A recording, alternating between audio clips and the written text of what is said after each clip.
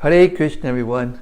Welcome back to the live studios here in Wisteria, once called Cottage and now called College, because there's a lot of transcendental knowledge floating around here, being distributed to different areas of the world.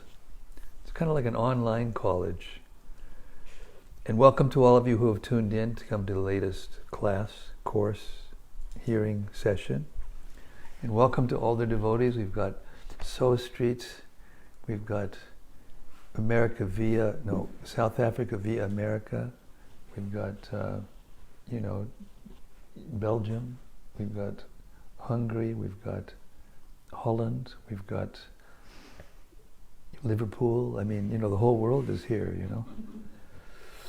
And we've reached such a sweet part of the Bhagavatam by the arrangement of the Supreme Lord. Where we're hearing, Vidura and Uddhava and Maitreya. This nectarian purports in which the deep recesses of the mentality of pure devotees and how they think and how they feel and how they will and how they interact is being revealed to us in a wonderful way. Okay, let's start. We're going to read again. Every day we do this as part of our vow. Srimad-Bhagavatam Mahima Stotram, Srila Sanatana Goswami's beautiful and deep philosophical glorification of the Srimad-Bhagavatam. It's from the Sri Krishna Lila Stava, verses 412 to 416. It is Sanatana Goswami's 107th out of 108 obeisances that he offered to the Vrindavan pastimes of Krishna in this little book, meant to jog our memories so that we can remember Krishna's pastimes. Aid to meditation. It goes like this. Sarva Shastrabdi Piyusha Sarva Vedaika Satpala Sarva Siddhanta Ratnaja Sarvalokaika Drikprada. O nectar from the ocean of all scriptures, singular fruit of all the Vedas, rich mine of the precious gems of all conclusive truths, you are the only giver of sight to all the worlds. Sarva Bhagavata Prana Srimad Bhagavata Prabho Kalidwandurita Ditya Sri Krishna Parivartita. O life air of all the Supreme Lord's devotees, O Master Srimad Bhagavatam, you are the sun risen in the darkness of Kali. You are the exact image of Sri Krishna. Paramananda Pataya Prema Varshakshadayate Sarvada Savasevyaya Shri Krishnaya Namostume. I bow down to you who are supremely blissful to read. Your every syllable pours down a flood of prema. You can always be served by everyone. You are Sri Krishna himself. Madeka Bando Matsangin Madguro Man Mahadana Mannishtadaka Madbhagya Mad Ananda Namostute. My only friend, my constant companion, my spiritual master, my great wealth, my savior, my good fortune, my source of ecstasy, I bow down to you. Asadu saduta dayin atini chochata kada hanamun chagadachin mam premnarit kantayospura. O bestower of saintliness to the unsaintly, O exalter of the most fallen, please never leave me. Always appear in my heart and my voice with pure love. Om Namo Bhagavate Vasudevaya.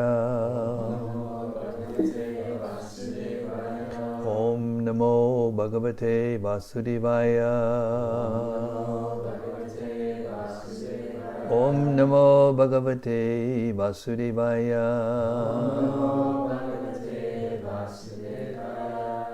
So we've reached the 34th verse of the 4th chapter of the 3rd canto. Vidura has is about to meet Maitreya, and he is explaining. Uddhava is still speaking to Vidura to explain to him what happened while Vidura was on pilgrimage. Krishna's leaving, Battle of Kurukshetra, leaving of the Yadu and the Bhoja dynasties. So Uddhava is still speaking. The Lord's glories and His acceptance of various transcendental forms for the performance of extraordinary pastimes in the mortal world are very difficult for anyone other than His devotees to understand. And for the beasts, they are simply a mental disturbance. We read this, if I remember right. You remember the beasts? Purport. The transcendental forms and pastimes of the Lord, as described in the Bhagavad Gita, are very difficult subject matters for those who are not devotees to understand. We read this. The Lord never reveals Himself to persons like the Jnanis and Yogis. And there are others who, because of their envying the Lord from the bottom of their hearts, are classified amongst the beasts. And for such envious beasts, the subject matter of the Lord's appearance and disappearance is simply a mental disturbance. As confirmed in the Bhagavad Gita, the miscreants are simply concerned with material enjoyment, who work very hard like beasts of burden, can hardly know the Supreme Personality of Godhead at any stage due to asurika bhava, or a spirit of revolt against the Supreme Lord. The transcendental bodily expansions manifested by the Lord for His pastimes in the mortal world, and the appearance and disappearance of such transcendental expansions are difficult subject matters, and those who are not devotees are advised not to discuss the Lord's appearance and disappearance, lest they commit further offenses at the lotus feet of the Lord. The more they discuss the transcendental appearance and disappearance of the Lord in the asuric spirit, the more they enter into the darkest region of hell, as described in the Bhagavad Gita 16:20. Anyone who is against the transcendental loving service of the Lord is more or less a beastly creature, as confirmed in this verse of Srimad-Bhagavatam. Yes. This is where we left off. Understanding that he was remembered by Lord Krishna while quitting this world, Vidura began to cry loudly, overwhelmed by the ecstasy of love. Purport. Vidura was overwhelmed by the ecstasy of love when he understood that Lord Krishna, the Supreme Personality of Godhead, thought of him at the last moment. Although Vidura thought of himself as insignificant, he was remembered by the Lord by His causeless mercy. Vidura accepted this as a great favor, and thus he cried. This crying is the last word in the progressive path of devotional service. One who can cry for the Lord in love is certainly successful in the line of devotional service. Text 36. After passing a few days on the bank of the river Yamuna, Vidura, the self-realized soul, reached the bank of the Ganges, where the great sage, Maitreya, was situated. We could have finished the chapter in 2 more. Thus end the Bhaktivedanta purports of the 4th chapter, 3rd canto of Srimad-Bhagavatam, entitled Vidura Approaches Maitreya. Anyway, at least we got to hear about how Vidura cried because Krishna remembered him while he was leaving the world. Okay, chapter 5. Vidura's talks with Maitreya. Text 1. Shukadeva Goswami said, Vidura, the best amongst the Kuru dynasty, who was perfect in devotional service to the Lord, thus reached the source of the celestial Ganges river, Hardwar, where Maitreya, the great fathomless learned sage of the world, was seated. Vidura, who was perfect in gentleness and satisfied in transcendence, inquired from him. Purport. Vidura was already perfect in his unalloyed devotion to the infallible Lord. The Lord and the living entities are all qualitatively the same by nature, but the Lord is quantitatively much greater than any individual living entity. He is ever infallible, whereas the living entities are prone to fall under the illusory energy. Vidura had already surpassed the fallible nature of a living entity in conditional life due to his being achyuta bhava, or legitimately absorbed in the devotional service of the Lord. This stage of life is called achyuta bhava siddha, or perfection by dint of devotional service. Anyone, therefore, who is absorbed in the devotional service of the Lord is a liberated soul and has all admirable qualities. The learned sage Maitreya was sitting in a solitary place on the bank of the Ganges at Hardwar, and Vidura, who was a perfect devotee of the Lord and possessed all good transcendental qualities, approached him for inquiry. Text 2. Vidura said, O great sage, everyone in this world engages in fruitive activities to attain happiness, but one finds neither satiation nor the mitigation of distress. On the contrary, one is only aggravated by such activities. Please, therefore, give us directions on how one should live for real happiness. Purport. Vidura asked Maitreya some common questions which Vidura did not originally intend to ask. Uddhava asked Vidura to approach Maitreya Muni and inquire into all the truths concerning the Lord, his name, fame, qualities, form, pastimes, entourage, etc. And thus when Vidura approached Maitreya, he should have asked only about the Lord. But out of natural humility, he did not immediately ask about the Lord, but inquired into a subject which would be of great importance to the common man. Lesson to be learned. A common man cannot understand the Lord. He must first know the real position of his life under the influence of the illusory energy. In illusion, one thinks that he can never be happy, that he can be happy only by fruitive activities. But what actually happens is that one becomes more and more entangled in the network of action and reaction and does not find any solution to the problem of life. There is a nice song in this connection. Because of a great desire to have all happiness in life, I built this house.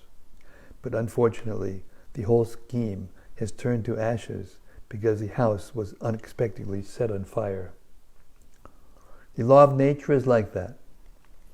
Everyone tries to become happy by planning in the material world, but the law of nature is so cruel that it sets fire to one's schemes. The fruitive worker is not happy in his schemes, nor is there any satiation of his continuous hankering for happiness.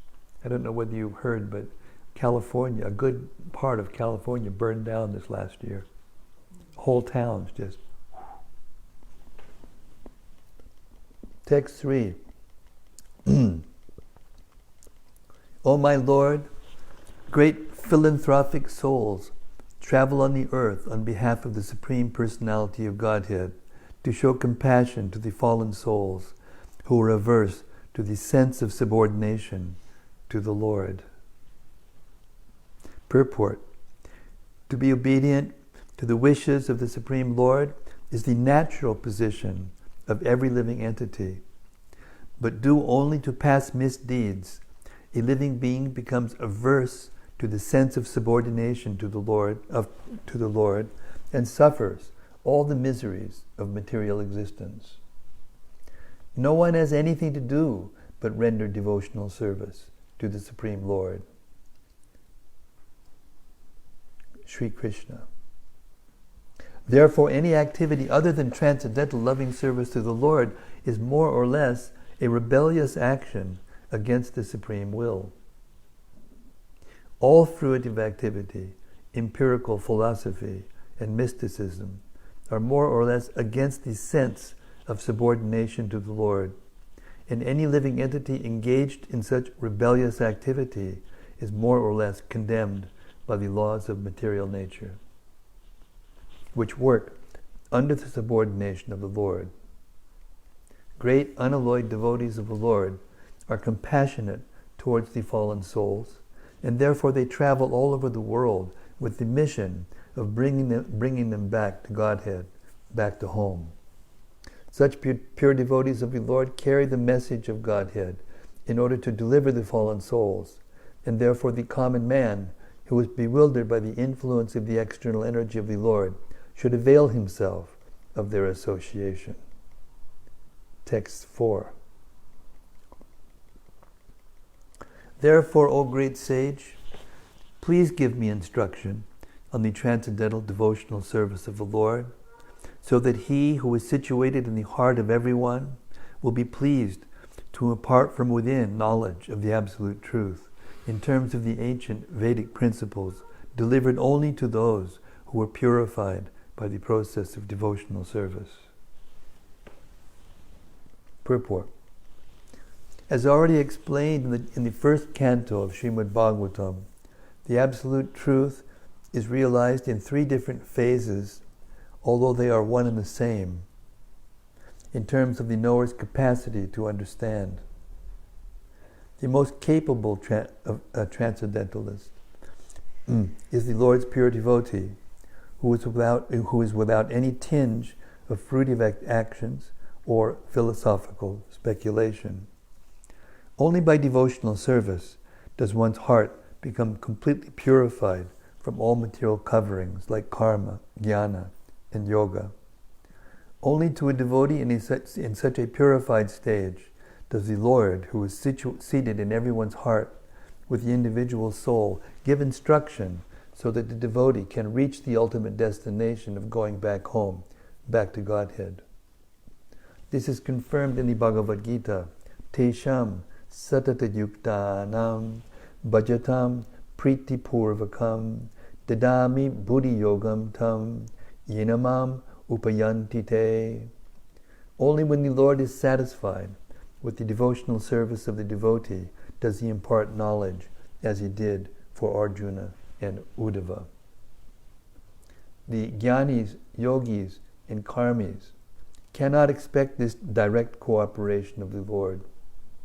They are not able to satisfy the Lord by transcendental, loving service, nor do they believe in such service to the Lord. The bhakti process, as performed under the regulative principles of Vaidhi Bhakti, or devotional service following the prescribed rules and regulations, is defined by the revealed scriptures and confirmed by the great acharyas. This practice can help the neophyte devotee to rise to the stage of raga bhakti, in which the Lord responds from within as the Chaita Guru, or the spiritual master, as superconsciousness. All transcendentalists, other than devotees, make no distinction between the individual soul and the supersoul, because they miscalculate the superconsciousness and the individual consciousness to be one and the same. Such miscalculation by the non-devotees makes them unfit to receive any direction from within, and therefore they are bereft of the direct cooperation of the Lord. After many, many births, when such a non-dualist comes to understand that the Lord is worshipable and that the devotee is simultaneously one with and different from the Lord, only then can he surrender unto the Lord Vasudeva. Pure devotional service begins from that point. The process of understanding the absolute truth adopted by the misguided non-dualist is very difficult, whereas the devotee's way of understanding the absolute truth comes directly from the Lord, who is pleased by devotional service. On behalf of many neophyte devotees, Vidura, at the very first instance, inquired from Maitreya about the path of devotional service, by which the Lord, who is seated within the heart, can be pleased. Text 5.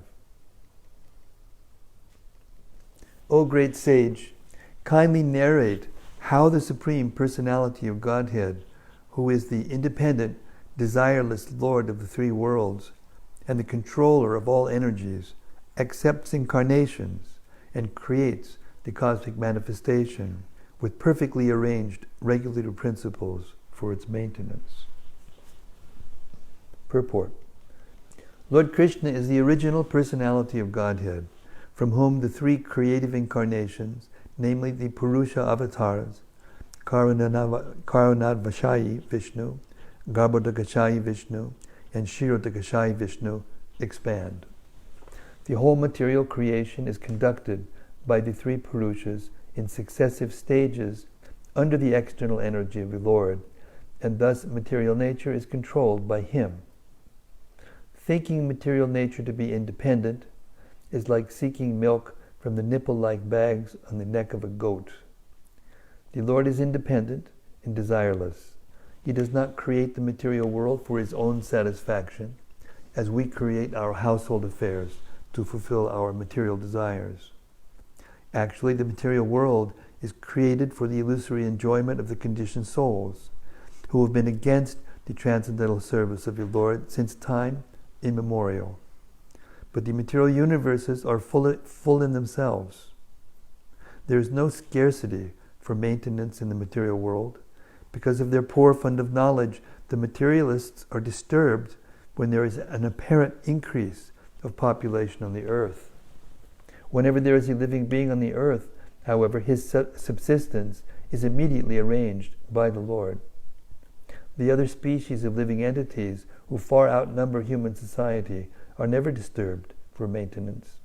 They are never seen dying of starvation. It is only human society that is disturbed about the food situation. And to cover up the real fact of administrative mismanagement, take shelter in the plea that the population is excessively increasing. If there is any scarcity in the world, it is the scarcity of God consciousness. Otherwise, by the grace of the Lord, there is no scarcity of anything. Text 6.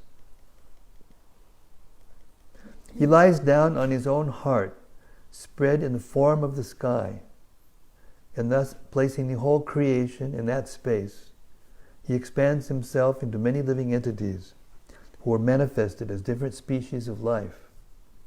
He does not have to endeavor for his maintenance because he is the master of all mystic powers and the proprietor of everything. Thus he is distinct from the living entities. Purport. The questions regarding creation, maintenance, and destruction, which are mentioned in many parts of the Srimad-Bhagavatam, are in relation to different millenniums, kalpas, and therefore they are differently answered by different authorities when questioned by different students. There is no difference regarding the creative principles and the Lord's control over them. Yet there are some differences in the minute details because of different kalpas.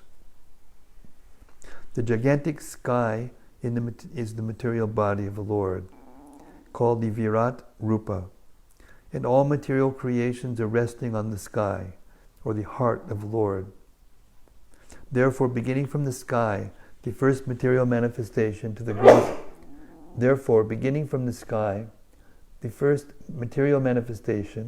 gross vision, down to the earth, everything is called Brahman. Sarvam Kalavidam Brahma. There is nothing but the Lord, and He is one without a second. The living entities in the material world are his separated parts and parcels, trying to enjoy here. The Lord is therefore the symbol of unity, and everything else comprises his different energies. The living entities are his superior energy, whereas matter is his inferior energy, and the combination of these two energies brings about the manifestation of this material world, which is in the heart of the Lord. Text 7. You may narrate also about the auspicious characteristics of the Lord in his different incarnations for the welfare of the twice-born, the cows, and the demigods. Our mind is never satiated, although we continuously hear of his transcendental activities. Purport. The Lord appears in this universe in different incarnations, like Matsya, Kurma, Varaha, Nrsimha, and he manifests his different transcendental activities for the welfare of the twice-born, the cows, and the demigods. The Lord is directly concerned with the twice-born, or civilized men. A civilized man is one who has taken his birth twice. A living entity takes birth in this mundane world due to the union of male and female. A human being is born due to the union of the father and mother, but a civilized human being has another birth by contact with a spiritual master who becomes the actual father. The father and mother of the material body are so only in one birth, and in the next birth the father and mother may be a different couple. But the bona fide spiritual master, as the representative of the Lord, is the eternal Father, because the spiritual master has the responsibility to lead the disciple to spiritual salvation, or the ultimate goal of life. Therefore, a civilized man must be twice born, otherwise he is no better than the lower animals. The cow is the most important animal for developing the human body to perfection. The body can be maintained by any kind of foodstuff, but cow's milk in particular is particularly essential for developing the finer tissues of the human brain, so that one can understand the intricacies of transcendental knowledge. A civilized man is expected to live on foodstuffs comprising fruits, vegetables, grains, sugar, and milk. The bull helps in the agricultural process of producing grain, etc., and thus, in one sense, the bull is the father of humankind, whereas the cow is the mother, for she supplies milk to human society. A civilized man is therefore expected to give all protection to the bulls and cows. The demigods, or the living entities who live in the higher planets, are far superior to human beings. Since they have better arrangements for living conditions, they live far more luxuriously than human beings. Yet they are all devotees of the Lord. The Lord incarnates in different forms, such as those of a fish, a tortoise, a hog, and a combined lion and man, just to give protection to civilized man, the cow and the demigods, who are directly responsible for the regulated life of progressive self-realization. The whole system of the material creation is planned so that the conditioned souls may have the opportunity for self-realization. One who takes advantage of such an arrangement is called a demigod, or civilized man. The cow is meant to help maintain such a high standard of living. The Lord's pastimes for the protection of the twice-born civilized man, the cows, and the demigods are all transcendental. A human being is inclined to hear good narrations and stories, and therefore there are so many books, magazines, and newspapers on the market to satisfy the interests of the developed soul. But after being read once, such literatures become stale, and people do not take any interest in reading such literatures repeatedly. In fact, newspapers are read for less than an hour and then thrown in the dustbins as rubbish. The case is similar with all other mundane literatures. But the beauty of transcendental literatures, like the Bhagavad Gita and Srimad-Bhagavatam, is that they never become old. They have been read in the world by civilized men for the last 5,000 years, and they have never become old. They are ever fresh to the learned scholars and devotees, and even by daily repetition of the verses of the Bhagavad Gita and Srimad-Bhagavatam, there is no satiation for devotees like Vidura. Vidura might have heard the pastimes of the Lord many, many times before he met Maitreya, but still he wanted the same narrations to be repeated because he was never satiated by hearing them. That is the transcendental nature of the Lord's glorious pastimes. Text 8. The Supreme King of all kings has created different planets and places of habitation where living entities are situated in terms of their work and the modes of nature, and he has created their different kings and rulers. Purport. Lord Krishna is the chief king of all kings, and he has created different planets for all kinds of living entities. Even on this planet, there are different places for habitation by different types of men. There are places like deserts, ice lands, and valleys in mountainous countries.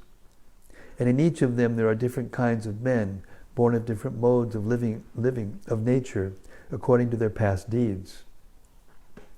There are people in the Arabian deserts, and in the valleys of the Himalaya mountains, and the inhabitants of these two places differ from one another, just as the inhabitants of the ice lands also differ from them. Similarly, there are also different planets. The planets below the earth down to the Patala planet are full of various kinds of living beings. No planet is vacant, as wrongly imagined by the modern so-called scientists.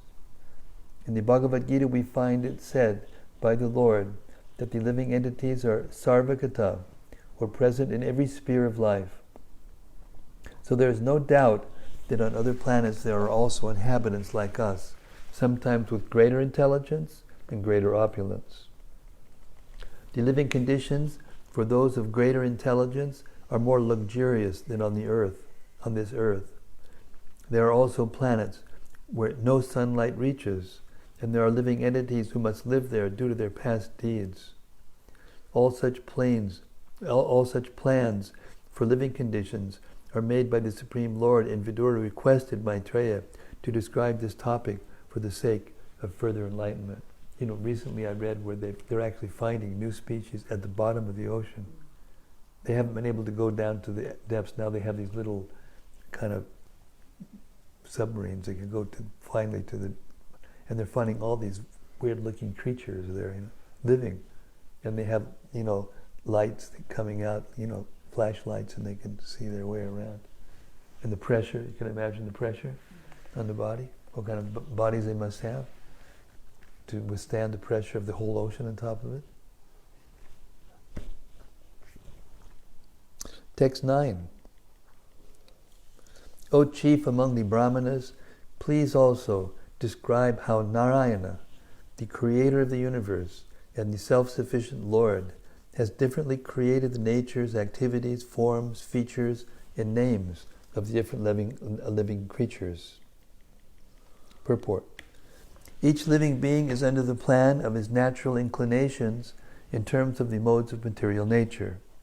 His work is manifested in terms of his nature under the three modes. His form and bodily features are designed according to his work, and his name is designated according to his bodily features. For example, the higher classes of men are white, shukla, and the lower classes of men are black. This division of white and black is in terms of one's white and black duties of life. Pious acts lead one to take birth in a good and highly placed family, to become rich, to become learned, and to acquire beautiful bodily features. Impious acts lead one to become poor by parentage, to be always in want, to become an illiterate fool, and to acquire ugly bodily features. Vidura requested Maitreya to explain these differences between all the living creatures made by Narayana, the Supreme Personality of Godhead. Text 10. O my Lord, I have repeatedly heard about these higher and lower statuses of human society from the mouth of Vyasadeva, and I have had enough of all these lesser subjects and their happiness. Lesser subject matters and their happiness. They have not satisfied me with the nectar of topics about Krishna. Purport. Because people are very much interested in hearing social and historical presentations, Srila Vyasadeva has compiled many books, such as the Puranas and the Mahabharata. These books are reading matter for the mass of people, and they were compiled with a view to reviving their God consciousness, now forgotten in the conditional life of material existence. The real purpose of such literatures is not so much to present topics of historical references, but to revive the people's sense of God consciousness. For example, the Mahabharata is the history of the Battle of Kurukshetra, and common people read it because it is full of topics regarding the social, political, and economic problems of human society. But factually, the most important part of the Mahabharata is the Bhagavad Gita, which is automatically taught to readers along with the historical narrations of the Battle of Kurukshetra. Vidura explained to Maitreya his position of being fully satiated with the knowledge of mundane social and political topics and having no more interest in them. He was anxious to hear transcendental topics regarding Lord Sri Krishna. Because there were insufficient topics directly concerning Krishna in the Puranas, Mahabharata, etc., he was not satisfied and wanted to know more about Krishna. Krishna Katha, or topics regarding Krishna, are transcendental, and there is no satiation in hearing such topics. The Bhagavad Gita is important on account of its being Krishna Katha, or speeches delivered by Lord Krishna. The story of the Battle of Kurukshetra may be interesting for the mass of people, but to a person like Vidura, who is highly advanced in devotional service, only Krishna Katha, and that which is dovetailed with Krishna Katha, is interesting. Vidura wanted to hear from Maitreya concerning everything Vidura had asked about, but Vidura desired that all the topics be in relationship with Krishna. As fire is never satiated in its consumption of firewood, so a pure devotee of the Lord never hears enough about Krishna.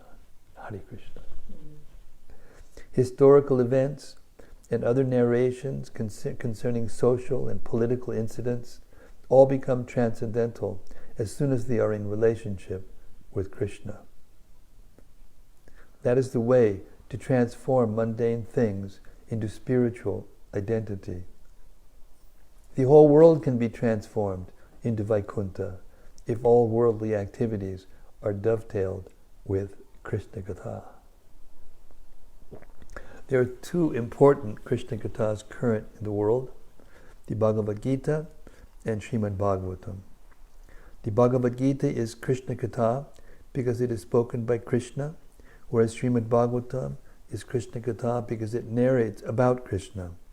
Lord Chaitanya advised all his disciples to preach Krishna Katha all over the world without discrimination, because the transcendental value of Krishna Katha can purify one and all from material contamination. Text 11. Who in human society can be satisfied without hearing sufficient talk of the Lord, whose lotus feet are the sum total of all places of pilgrimage, and who is worshipped by great sages and devotees? Such topics can cut off one's bondage to family affection simply by entering the holes of one's ears. Purport. Krishna Katha is so powerful that simply by entering into a person's ear, it can at once give deliverance from the bondage of family affection. Family affection is an illusory manifestation of the external energy, and it is the only impetus for all mundane activities. As long as there is mundane activity and the mind is absorbed in such engagement, one has to undergo the repetition of birth and death in the current material nations. People are most influenced by the mode of ignorance, and some are influenced by the passionate mode of material nature. And under the spell of these two modes, a living being is actuated by the material conception of life. The mundane qualities do not allow a living entity to understand his real position. The qualities of both ignorance and passion strongly bind one to the illusory bodily conception of the self. The best among the fools, who are thus deluded by those who engage in altruistic activities, the best among the fools who are thus deluded are those who engage in altruistic activities under the spell of the material mode of passion. The Bhagavad Gita, which is direct Krishna Katha, gives humanity the elementary lesson that the body is perishable and that the consciousness which is spread throughout the body is imperishable. The conscious being, the imperishable self, is eternally existent and cannot be killed under any circumstances, even after the dissolution of the body. Anyone who misunderstands this perishable body to be the self and who works for it in the name of sociology, politics, philanthropy, altruism, nationalism, or internationalism, under the false plea of the bodily conception of life, is certainly a fool and does not know the implications of reality and unreality. Some people are above the modes of ignorance and passion and are situated in the mode of goodness, but mundane goodness is always contaminated by tinges of ignorance and passion. Mundane goodness can enlighten one that the body and the self are different, and one in goodness is concerned with the self and not the body. But those in mundane goodness, due to being contaminated, cannot understand the real nature of the self as a person. Their impersonal conception of the self as distinct from the body keeps them in the mode of goodness within material nature. And unless they are attracted by Krishna Katha, they will never be liberated from the bondage of material existence. Krishna Katha is the only remedy for all people of the world, because it can situate one in pure consciousness of the self and liberate one from material bondage. To preach Krishna Katha all over the world, as recommended by Lord Chaitanya, is the greatest missionary activity, and all sensible men and women of the world may join in this great movement started by Lord Chaitanya. Gaur Premanandi Hari Hari Bol. Shri Chaitanya Mahaprabhu ki Jai. Srila Prabhupada ki Jai. Samaveda Bhakta Vrinda ki Jai. Text 12. Your friend, the great sage Krishna Dvaipayana Vyasa, has already described the transcendental qualities of the Lord in his great work, the Mahabharata. But the whole idea is to draw the attention of the mass of people to Krishna Katha, the Bhagavad Gita, through their strong affinity for hearing mundane topics. Purport. The great sage Krishna Dvaipayana Vyasa is the author of all Vedic literature, of which his works Vedanta Sutra, Srimad-Bhagavatam, and Mahabharata are very popular readings. As stated in the Bhagavatam 1.4.25, Srila Vyasadeva compiled the Mahabharata for the less intelligent class of men who take more interest in mundane topics than in the philosophy of life. The Vedanta Sutra was... Could you make a little bit smaller, the letters? Is it easier to read if it was smaller? Yeah. A little small? Yeah, a little smaller. So you can see more. Now you're only seeing 4 or 5 words on a line, and it's like you're going like this the whole time. Is it possible? That's much better. Thank you.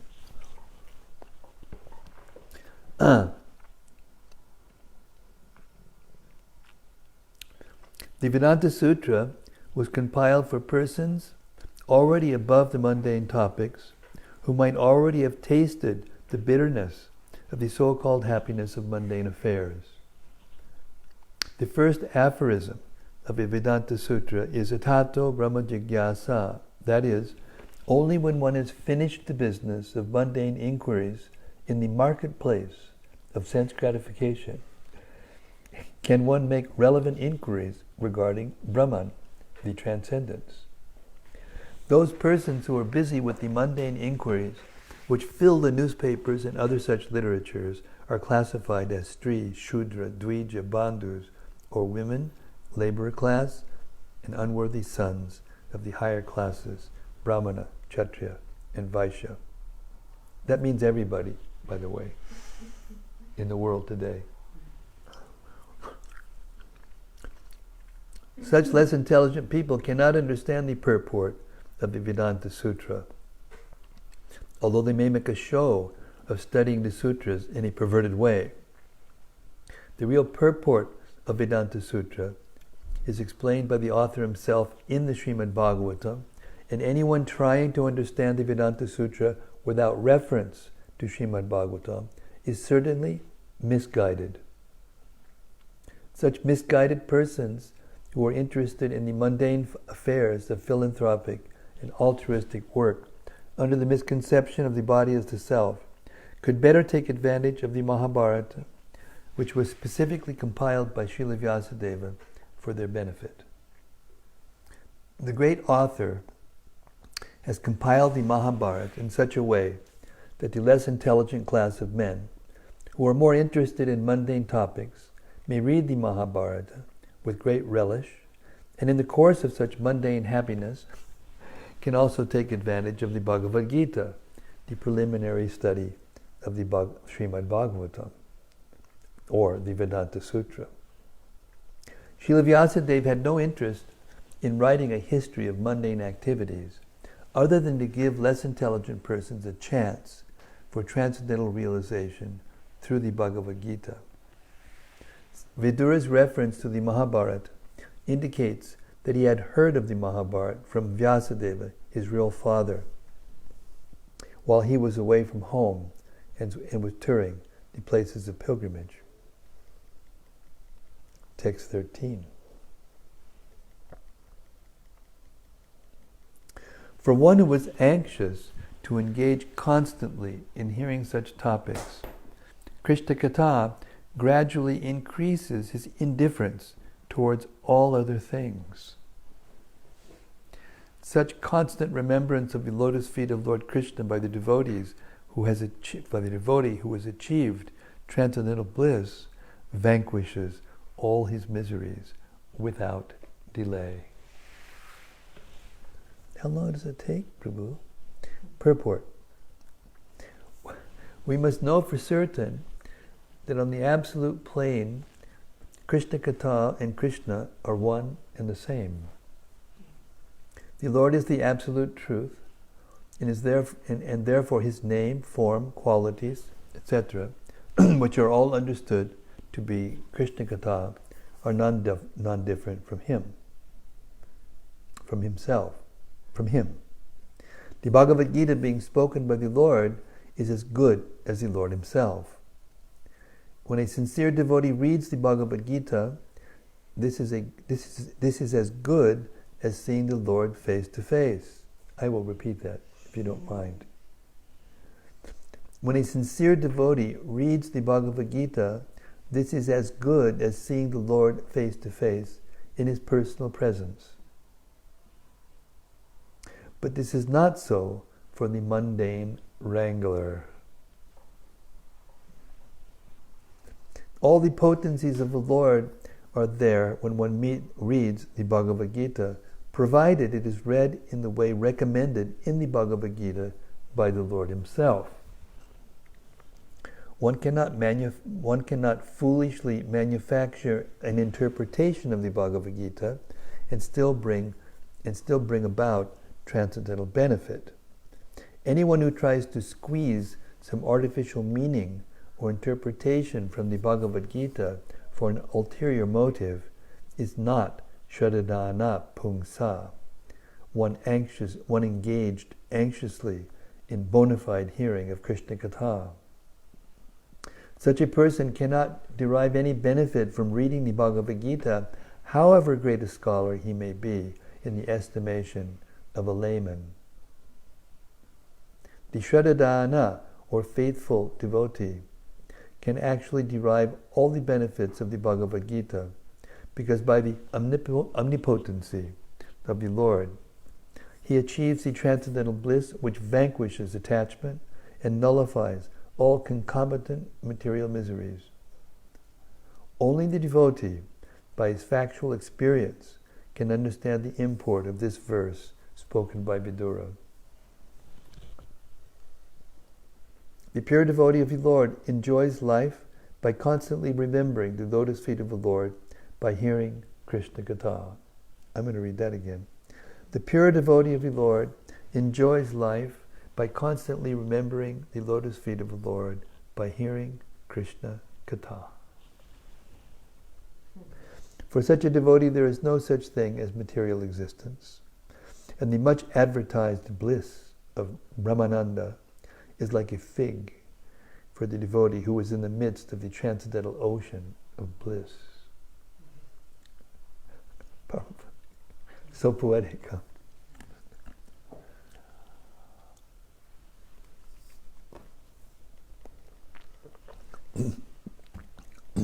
Text 14. O sage, persons who because of their sinful activities are averse to the topics of the transcendence and thus ignorant of the Mahabharata's purpose, the Bhagavad Gita, are pitied by the pitiable. I also pity them, because I see how their duration of life is spoiled by eternal time, while they involve themselves in presentations of philosophical speculation, theoretical ultimate goals of life, and different modes of ritual. Purport. According to the modes of material nature, there are three kinds of relationships between human beings and the Supreme Personality of Godhead. Those who are in the mode of ignorance and passion are averse to the existence of God, or else they formally accept the existence of God in the capacity of an order supplier.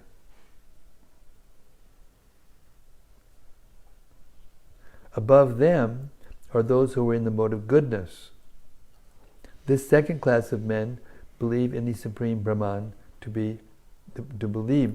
This second class of men believe the Supreme Brahman to be impersonal.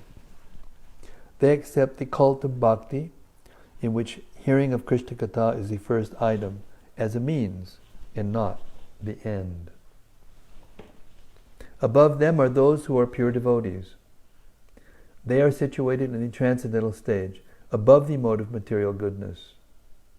Such persons are decidedly convinced that the name, form, fame, qualities, etc. of the personality of Godhead are on the absolute plane and thus non-different from one another.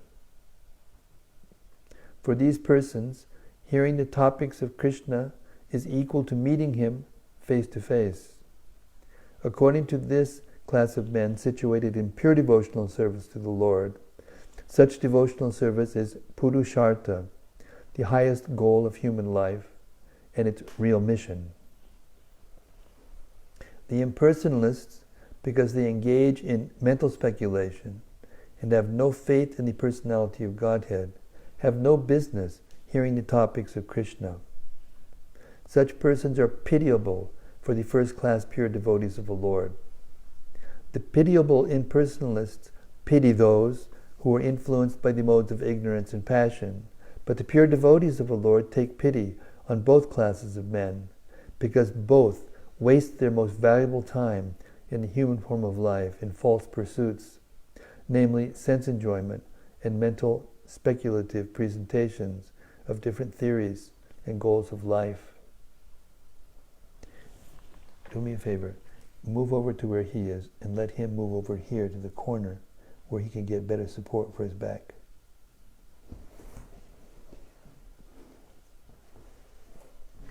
Thank you.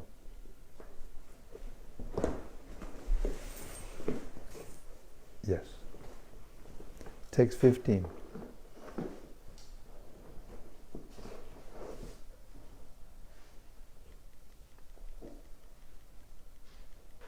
O Maitreya,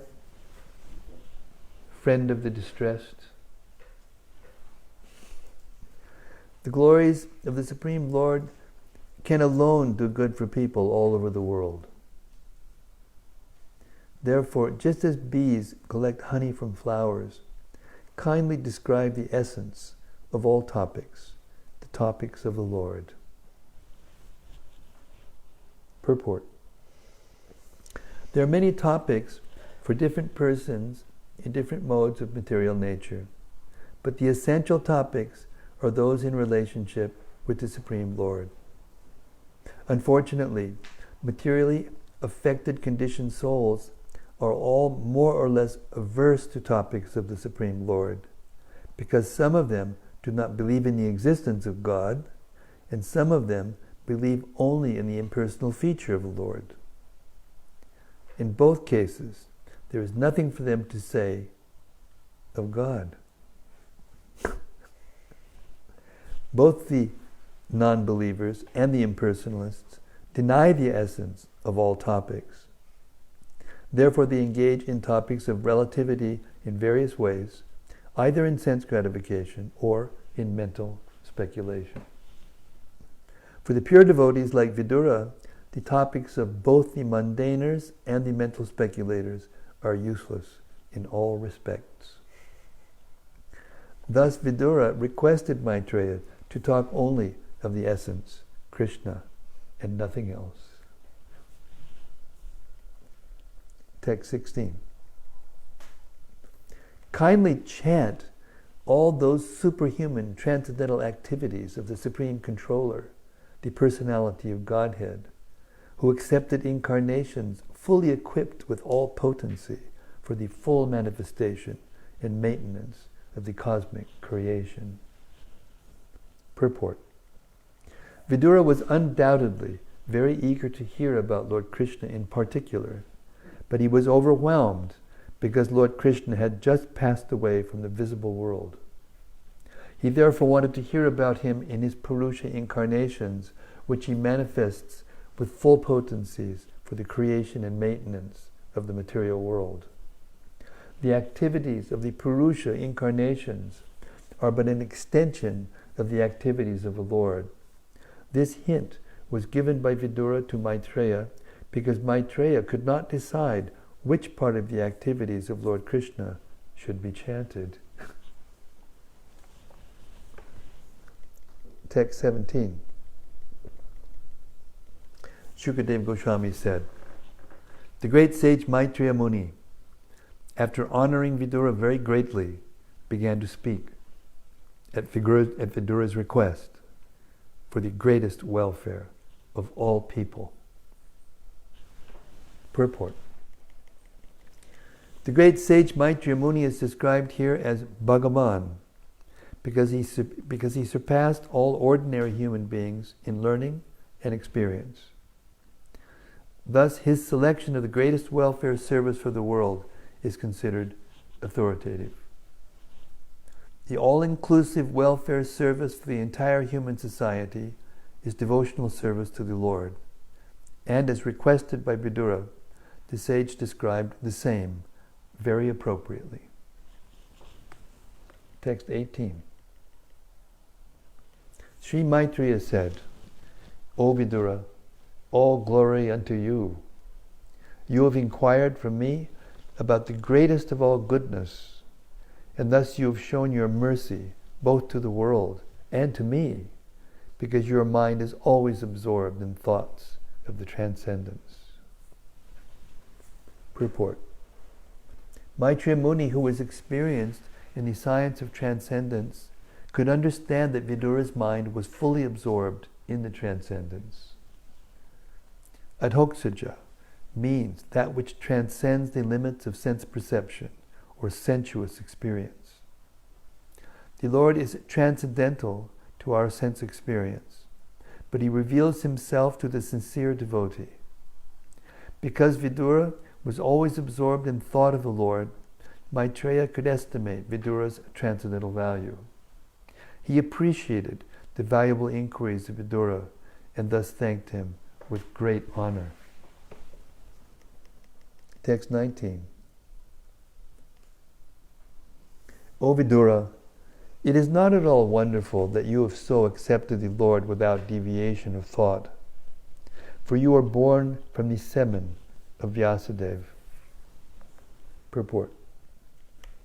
The value of great parentage and noble birth is evaluated here in connection with the birth of Vidura.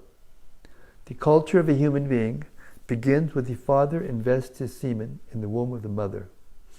According to his status of work, a living entity is placed in a particular father's semen, and because Vidura was not an ordinary living entity, he was given the chance to be born from the semen of Vyasa.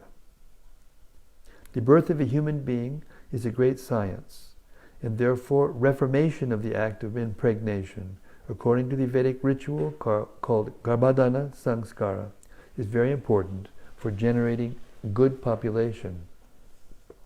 The problem is not to check the growth of the population, but to generate good population on the level of Vidura, Vyas, and Maitreya. There is no need to check the growth of population if the children are born as human beings with all precautions regarding their birth. So-called birth control is not only vicious, but also useless.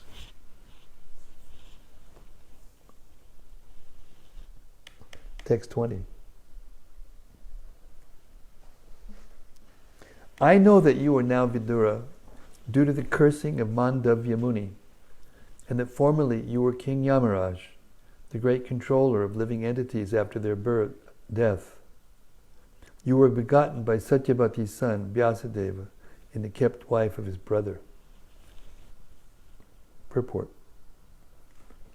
Mandavya Muni was a great sage, and Vidura was formerly the controller, Yamaraj, who takes charge of the living entities after death. Birth, maintenance, and death are three conditional states of the living entities who are within the material world.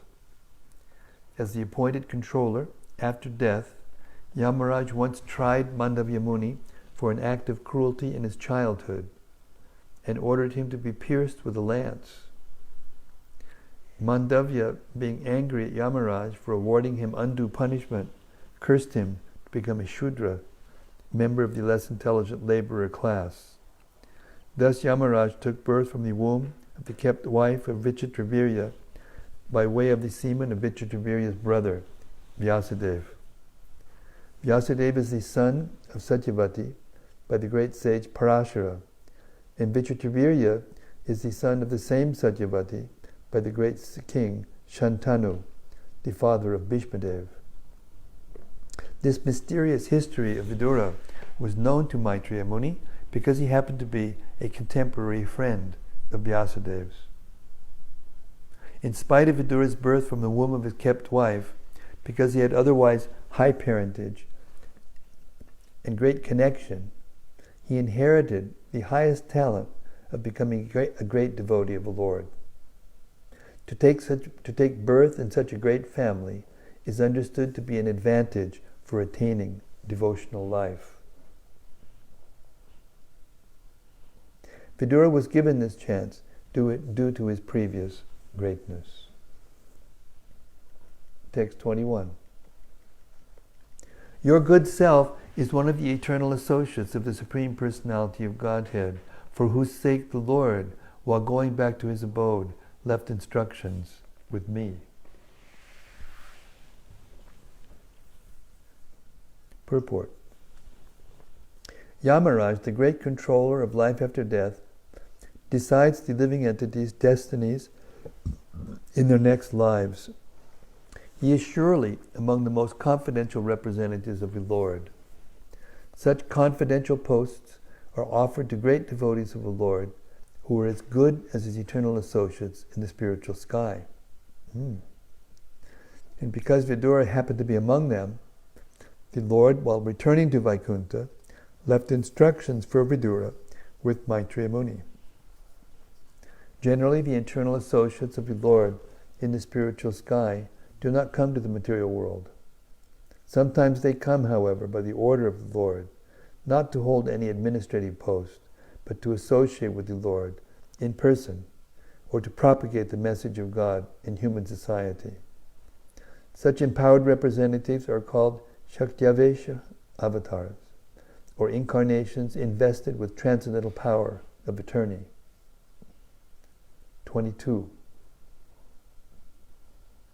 I shall therefore describe to you the pastimes by which the personality of Godhead extends his transcendental potency for the creation, maintenance, and dissolution of the cosmic world as they occur one after another. Purport. The omnipotent Lord, by his different energies, can perform anything and everything he likes. The creation of the cosmic world is done by his Yogamaya energy. Text 23.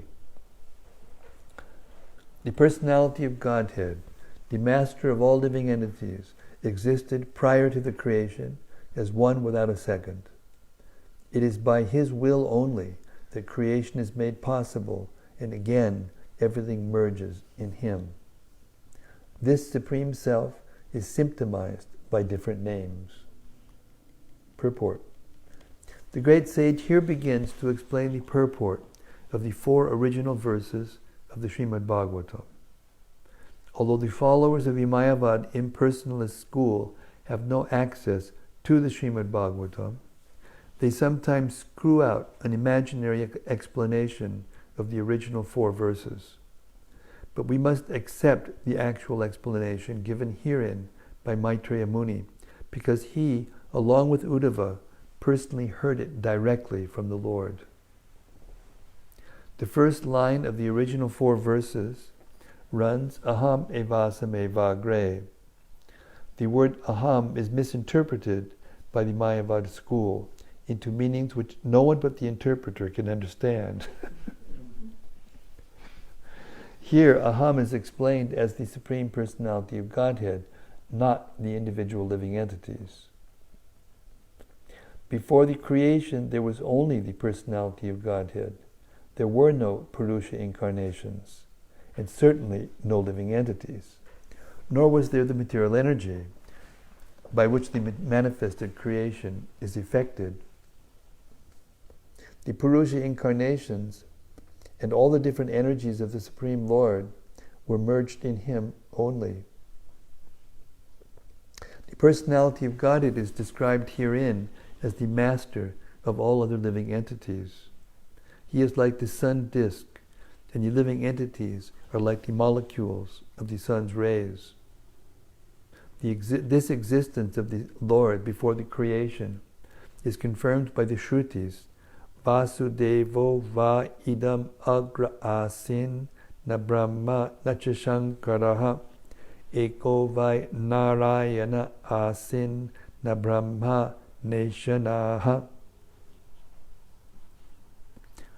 Because everything that be is an emanation from the personality of Godhead, he always exists alone without a second. He can so exist because he is all perfect and omnipotent. Except for him, all beings, including his plenary expansions, the Vishnu Tattvas, are his parts and parcels. In other words, both the Vishnu plenary expansions and the living entities, beginning from Brahma, are his parts and parcels.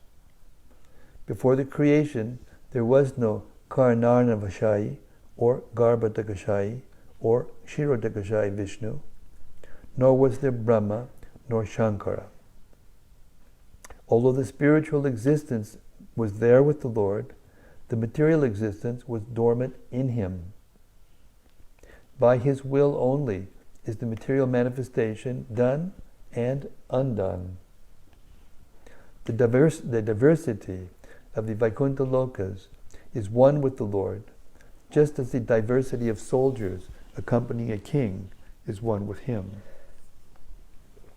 The Bhagavad Gita 9.7 confirms that the material creation takes place at intervals by the will of the Lord, and that in the periods between dissolution and creation, the living entities and the material energy remain dormant in him.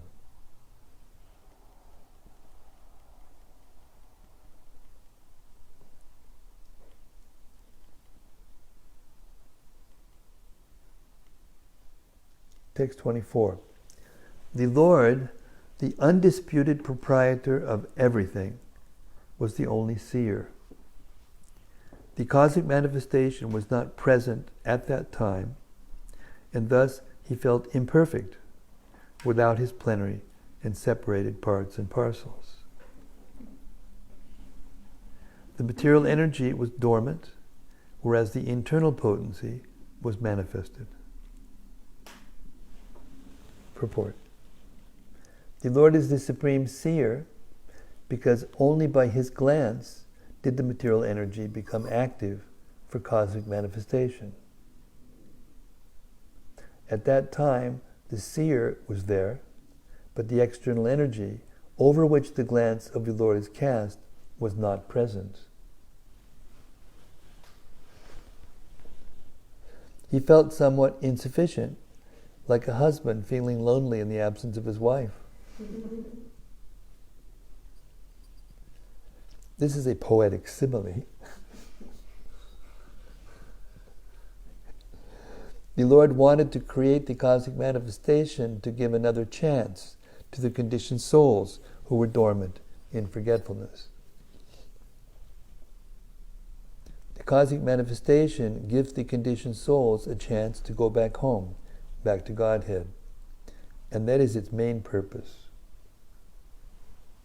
The Lord is so kind that in the absence of such a manifestation, he feels something wanting, and thus the creation takes place. Although the creation of the internal potency was manifested, the other potency appeared to be sleeping, and the Lord wanted to awaken her to activity, just as a husband wants to awaken his wife from the sleeping state for enjoyment. It is the compassion of the Lord for the sleeping energy that he wants to see her awaken for enjoyment, like the other wives who were awake. The whole process is to enliven the sleeping conditioned souls to the real life of spiritual consciousness so that they may thus become as perfect as the ever-liberated souls in the Vaikuntha Lokas. Since the Lord is Satchidananda Vigraha, he likes every part and parcel of his different potencies to take part in the blissful rasa, because participation with the Lord in his eternal rasa lila is the highest living condition, perfect in the spiritual bliss and eternal knowledge.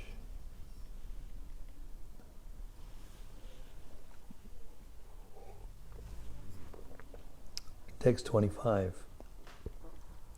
The Lord is the seer, and the external energy, which is seen, works as both cause and effect in the cosmic manifestation. O greatly fortunate Vidura, this external energy is known as Maya, or illusion, and through her agency only is the entire material manifestation made possible. Purport. The material nature known as Maya is both the material and efficient cause of the cosmos. But in the background, the Lord is the consciousness for all activities. As in the individual body, the consciousness is the source of all energies of the body, so the supreme consciousness of the Lord is the source of all energies in the material nature. This is confirmed in the Bhagavad Gita 9.10 as follows: Maya Dyakshena Prakriti Suyate Sacharacharam Hetunan Inikonteya Jagat Viparivartite. Throughout all the energies of material nature, there is the hand of the Supreme Lord as the final superintendent. Due to this supreme cause only, the activities of the material nature appear planned and systematic, and all things regularly evolve. What a nice translation that Prabhupada made to that verse to fit exactly, how it is put. It fits exactly in this section of the Bhagavatam. So people who are arguing over one word about this or that translation, they're not able to see the whole thing. They're looking at one little particle and then complaining because it was done differently, something like that. Very important point. We can talk about that later. Very important point. Mm-hmm.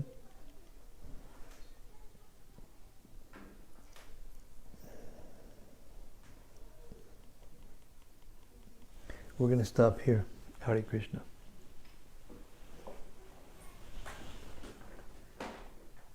And open up our hearts to reflection about what we just heard.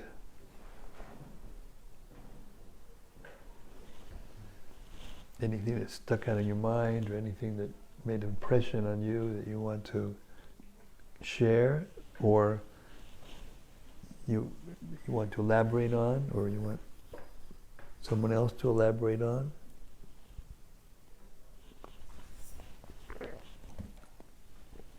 Yes, sir. One thing that came across my mind, and maybe you could... This is Dal Nitaisput speaking, a disciple of Tamal Krishna Maharaj, and he has a reflection. It seems to suggest that what we just read seems to suggest that the quality of our hearing, that the quality of our hearing of the Krishna Katha should be of a similar discipline. It should be a similar discipline as chanting japa. Meaning just be there, so not busy with anything else, and just focus on the sound. Yes, so you're just busy focusing on the sound, doing nothing else but that, without being mentally disturbed or challenging or arguing or. Is this thought on the right track? Yes. Okay.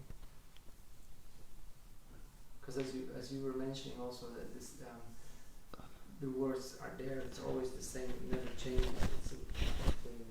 The structure of the text is spiritual, absolute knowledge. Yes. So this, especially the Bhagavatam.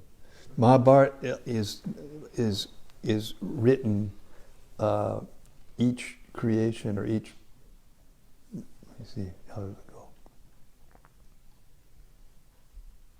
The Mahabharata is not eternal in the same way as the Vedas and the Bhagavatam, according to Jiva Goswami in the Tattva Sandarbha. But the essence is the same. They're considered to be the fifth Veda in the Bhagavatam and in other Puranas.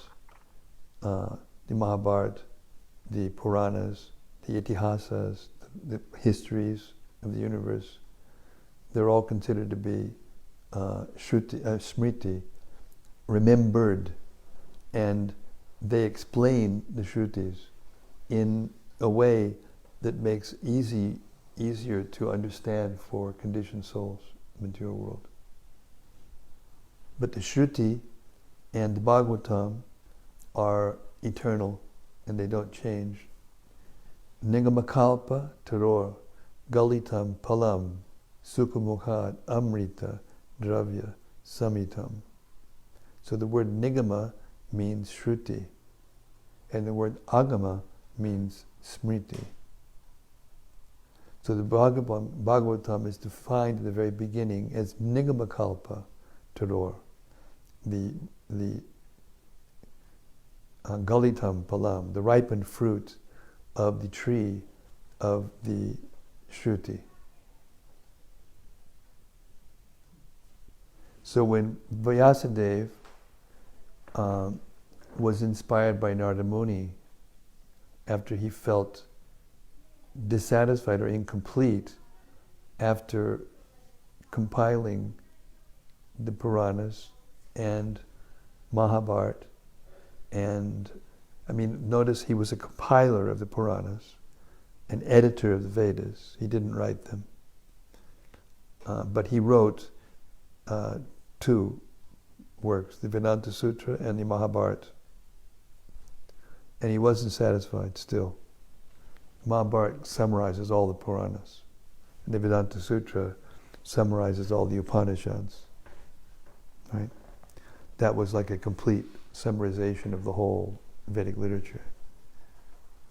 Shruti and Smriti. He still wasn't satisfied. So then Narada Muni shows up and he asks Narada Muni why he's feeling despondent, even though he's a literary incarnation of God and knows everything. So Narada told him, it's because you haven't exclusively glorified the Supreme Absolute Truth. You've given, very nice what you've done, but you need now to just exclusively glorify the Supreme Absolute Truth, Krishna. And then Vyasadeva went into trance. He didn't sit down and write something. He went into trance and he saw the Bhagavatam. Now this means that he was a rishi on the level of the original rishis who brought the Vedas who had the capacity to bring the Vedas into their hearts at the beginning of each day of Brahma. In the original, it came from Brahma, in the original creation.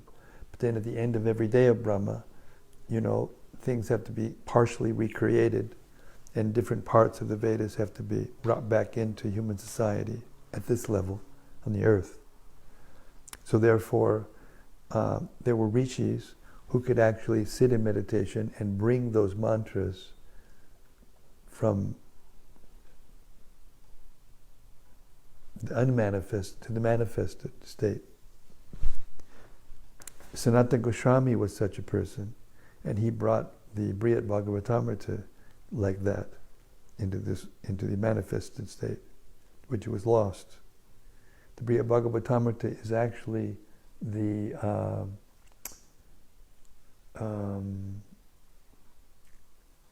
appendix to Jaimini's Mahabharata. Jaimini Rishi also compiled the Mahabharata, a history of the Battle of Kurukshetra. And he read that in front of Parikshit's son, Janamejaya. And when Janamejaya heard it, he got something that he didn't even get from Vyasadev's Mahabharata. And it intrigued him. And he said, this is giving me something more. What is this? You got something else? Yeah, you got something else for me here? Yeah. And then he spoke the Brihad Bhagavatamrita, which was spoken by Parikshit Maharaj to Uttara just after he had heard the Bhagavatam and before he got bit by the snake bird. So, therefore, the Bhagavatam is the summum bonum of all the knowledge delivered by, brought into this earthly sphere by Vyasadeva.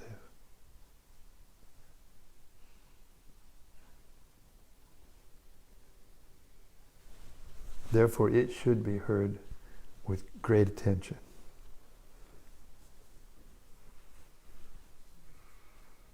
And it has the power to give. It's not different than Krishna. That's why we read the prayer by Sanatana Goswami every night before we read, because he explains very clearly how the Bhagavatam is actually not different than Krishna. It's a literary incarnation of Krishna. It explains all the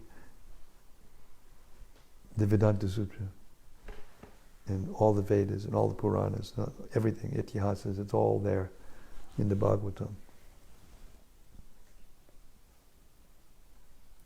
Therefore, it's very, very important, of extreme importance. The only other thing that's as important as the Bhagavatam is the holy name of the Lord, the Hare Krishna Maha Mantra. That's it.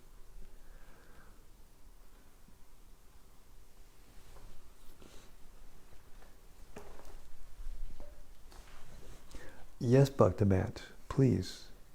I have a reflection and a question. Please. So my reflection was when I was talking. Is he speaking loud enough to hear this? Probably. I'll talk, yeah. Speak out. Speak up, sir. I'll speak loud.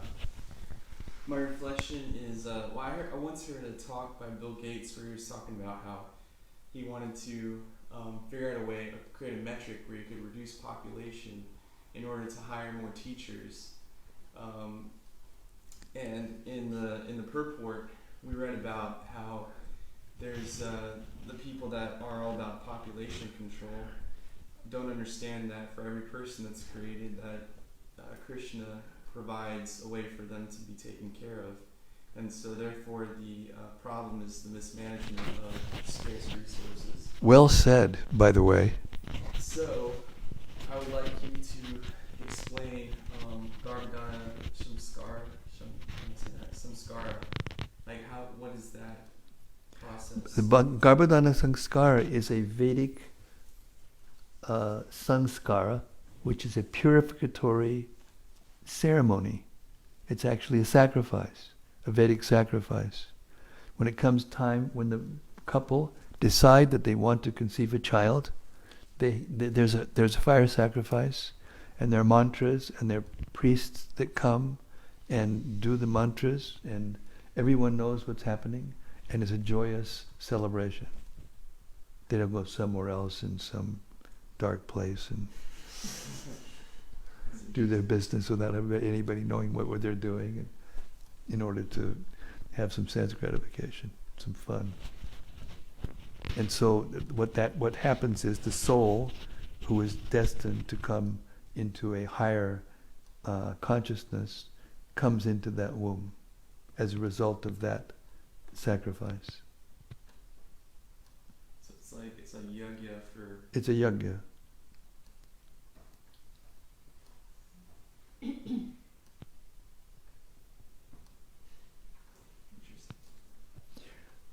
Yes, my dear Bhakta Sam. I have a question. Yes. I hope I understood. So we've read that the jivas are put in the material energy due to their desire to enjoy independently from the Lord. But at the same time, the same verse, maybe verse after, it is said that also the Lord felt the desire to enjoy a relationship with the jiva, with his parts and parcels, and so he arranged so that the jiva were put in the material energy. So this. How does that work? How does it work? There's a relationship between those two that you've missed. There's a relationship between the two. The souls that are in the body of the Lord are from the previous creation, and they have unfulfilled desires, and that's why they're in the body of the Lord. Those souls who are saturated and have no more material desires and are devoted to Krishna, they go back to the spiritual world. And the souls who have unfulfilled material desires, they enter into the body of the Lord. So it's those unfulfilled desires that agitates the Lord to desire to create the material world, to give them the facility to fulfill those unfulfilled desires, and at the same time to give them an opportunity to come back to Him, to the spiritual world. Okay, because I seem to understand that I thought that also the Lord, it was mentioned that also He wanted to have a relationship with that parcel. No, but not like that. No, that's not exactly correct. It's partially correct. He wanted to give them a chance. He wanted to see. He used the example that the father, well, maybe he didn't use the example, but Prabhupada gave the example in another place, that the father, why does the father beget a child? To enjoy. So he does that, it's true, he does that to enjoy. And he does have a relationship with them, but not directly, indirectly. He observes, he enters as the Paramatma, and he observes, and he sanctions to give them facility, like a father will give, facility to the son, something they want, something the son wants, and he'll arrange it. Or, his place and his paraphernalia and his property and his house and his home and everything are there for the satisfaction of the son. So in that way, yes, he wants to have a relationship like that, but it's indirect through the material energy. But the actual relationship is because of the unfulfilled desires of the soul and his desire to give them a place to enjoy.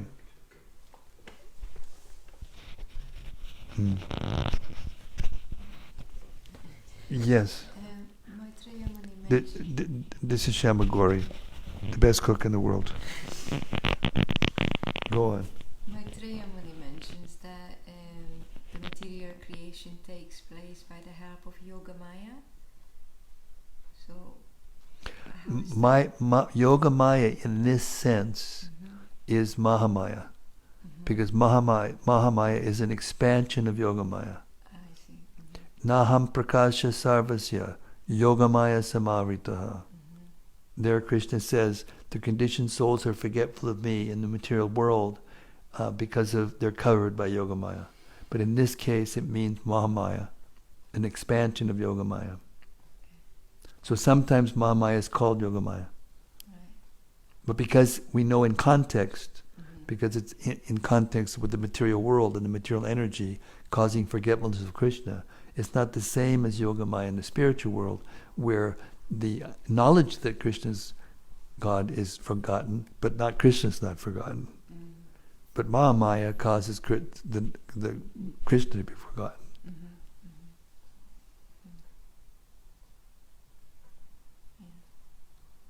Thank you. Thank you. Yes, Bhakta Matt. We have Hannah has a question. Oh, well, it's like a comment and then it looks like 2 questions. Hannah's got 2 questions. That's surprised. I'm surprised she doesn't have 6. So first, Hare Krishna, Hannah. Miss you. First, Hannah's comment. She said, Krishna took various incarnations to protect the civilized man and is taking yet another one in this Kali Yuga in Srila Prabhupada's This is a books. brand new girl right out of high school. Just listen. Go ahead. They protect us and give us shelter. Krishna is these books. I hope I can one day realize he is his name too. Are the animals under the control of the Lord, or do they have free will? And that's her first question. And the second Okay, let's go to the first question first. First things first. Everyone is in controlled by the Lord, but indirectly. Maya Dyakshana Prakriti Suyase Chacharacharam. The living entity is controlled by the material nature, and the material nature is controlled by Krishna. So everyone, every living entity, including the human beings, including every living being, is controlled by Krishna through the agency of material nature. Those persons who are in human form, or in some cases, very rare exceptions, another form, who surrender unto Krishna, become directed directly by Krishna.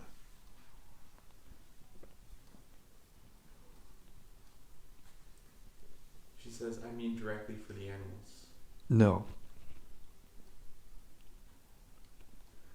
The animals are directed by the material nature,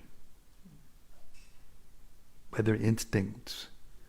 The example is given if you put a herd of goats or cows or any animal, lower animal, even cows which are higher lower animals, and herd them to the slaughterhouse, they won't be able to do anything about it They know that they're going to be slaughtered, but they can't do anything about it. But if you try to do that same thing with a bunch of human beings, you'll have a fight in your hands. Because they can understand and they can do something about it. They can sit, talk together, figure out a way to, rebel and, get out of it. But the animals can't. That's the difference. One of the differences. Interesting. Second question. You read sun disk instead of globe. Is the sun flat? No, it's globe. But sometimes it's called a disc because when you look at it, it looks like a disc. Sometimes it's translated as disc, not because it's not a globe, but because you see two dimensions. When you look at it, you can't see it as a globe, you see it as a disc.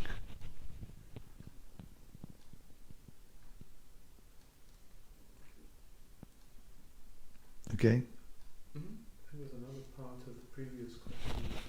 Radharaman is pointing out something here.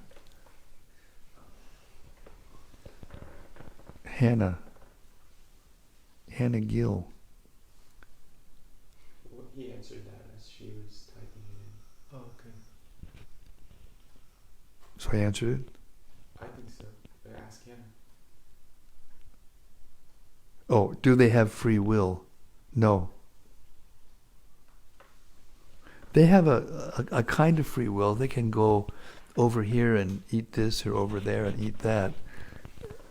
But it's not the free will that the human being has to choose to serve Krishna or to choose to improve their condition and all those things.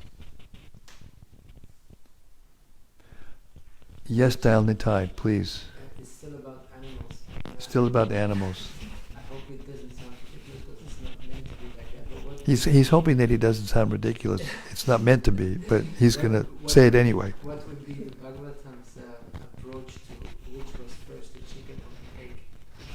What would be the Bhagavatam's? Bhagavatam's suggestion of what comes first, the chicken or the egg. It's answered by the riddle that sometimes atheists challenge theists. The question is, can Krishna create a weight that he cannot lift? It's a riddle. It's like a trap. It's a catch. It's a gotcha question. If you can't answer it properly, then Krishna he's not really God, or doesn't. It's all nonsense. And the answer is yes, he can create a weight that he cannot lift, and the next minute he lifts it because he increases. But in the real sense, you can say that the egg comes first because the universal egg comes into existence. The living beings are there. They're both eternal. The living being is eternal. The body of the chicken is external, temporary. The egg is temporary. The living entity enters into the egg, and therefore the body of the chicken comes out, so the egg would come before the chicken, from a material's point of view.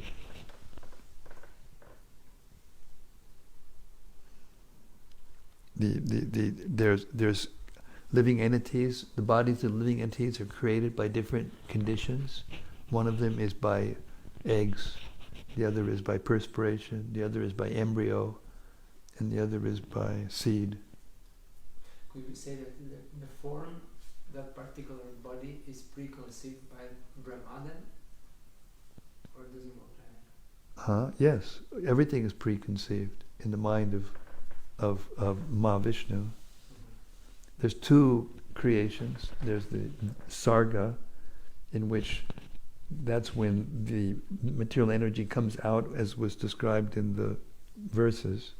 Material energy comes out of Mahavishnu periodically, and then he glances and starts the transformation due to the living entities, the internal energy, the inferior how do I say this? The inferior internal energy. Their internal energy, their superior energy, but they become inferior or controlled by the material energy because material energy is very great and they're very small.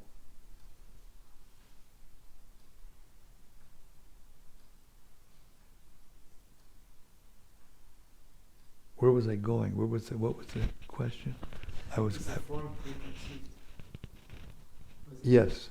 So all of that all of that comes into existence by the meditation of Mahavishnu, by his dreaming. He's in Yoga Nidra, he's sleeping, and while he's doing this, his breathing, when he breathes out, while he's in Yoga Nidra, he breathes out, and all of this process of creation goes on, and then when he breathes in, it all comes back into him. And that one breath, out breath and in breath, is 311 trillion, 80 billion years, according to our time. Therefore, if we don't learn to see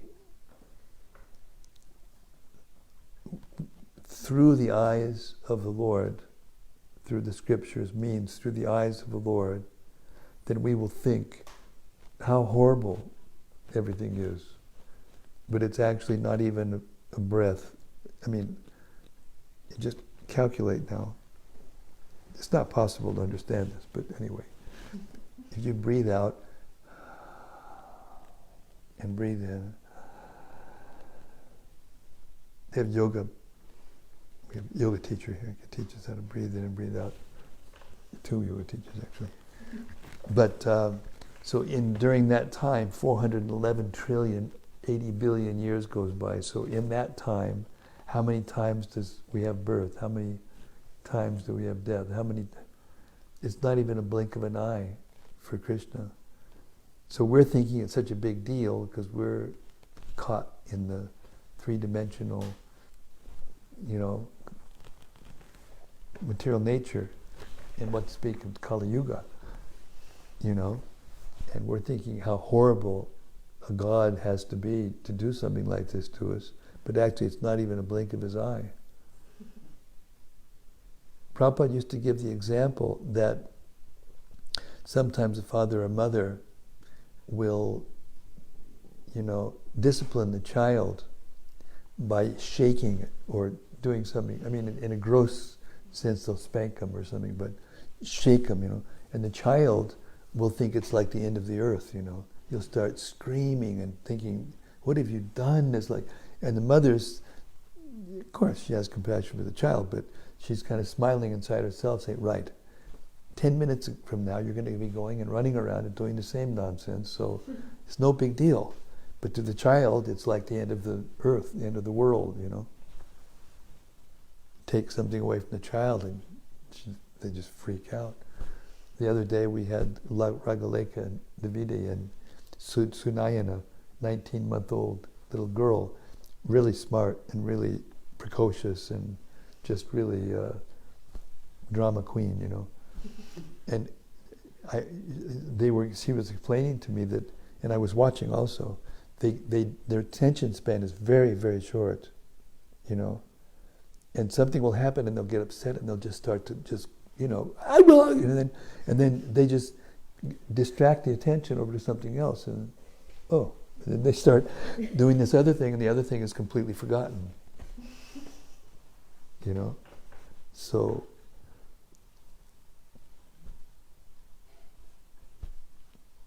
that's kind of like how it goes on.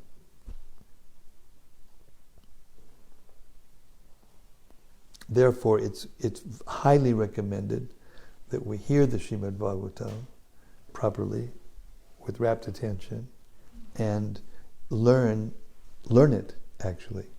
Assimilate it, learn it, and then look through the knowledge. Not just through our own, what we think about it, but actually look through the knowledge. And then all the anxiety goes away, if we can do that. And if you can teach another person how to do that, then their anxiety goes away. And the person who's helping the person to be free from anxiety becomes bliss beyond bliss beyond bliss.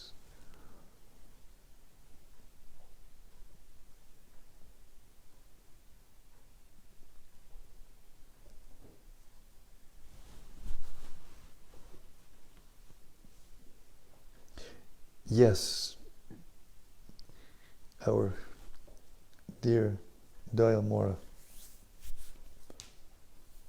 We read about how if a sincere devotee reads Bhagavad Gita, he will see him in his personal presence.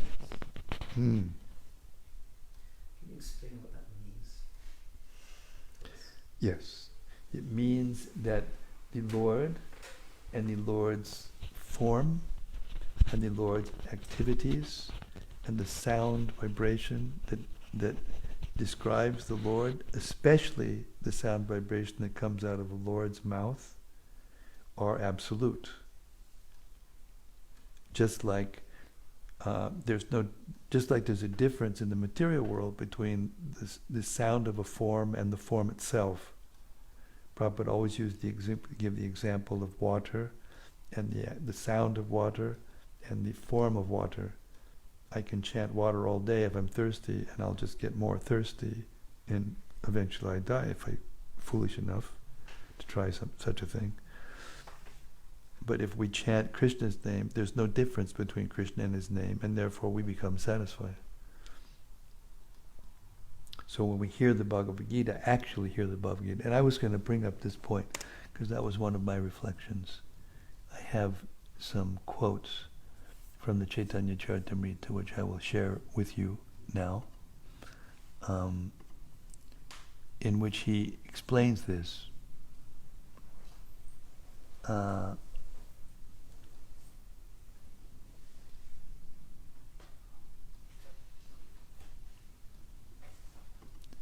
think I have it in this.